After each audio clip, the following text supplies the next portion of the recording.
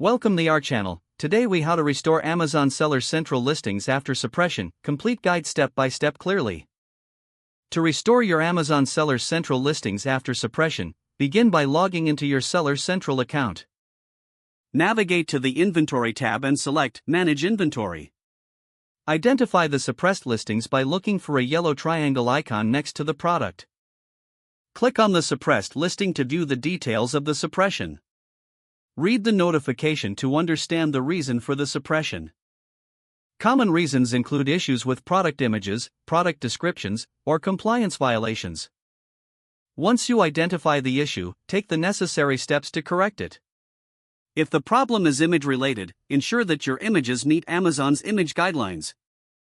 For product descriptions, review Amazon's content policy and make necessary adjustments. If your item has compliance issues, verify that you have the required documents for selling that product. After making the necessary changes, return to the suppressed listing. Click the Edit button to update the product information.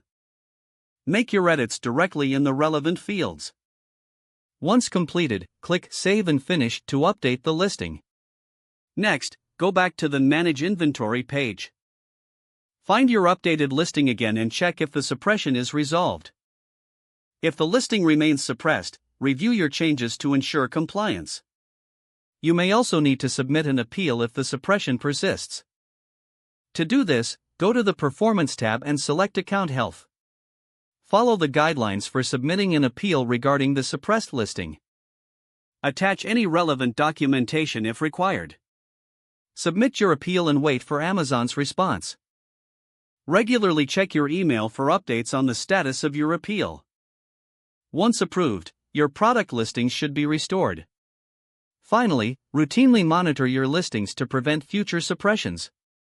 If the page does not load, refresh the browser or try again in a private or incognito window.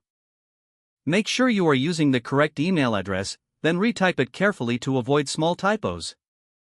If your password is not accepted, use the reset option and create a new strong password you can remember. Check your spam folder for verification or security emails, then complete any requested confirmation steps. Enable two-factor authentication if available to improve account security and reduce unauthorized access risk. Don't forget to like this video and subscribe to our channel for more step-by-step tech guides.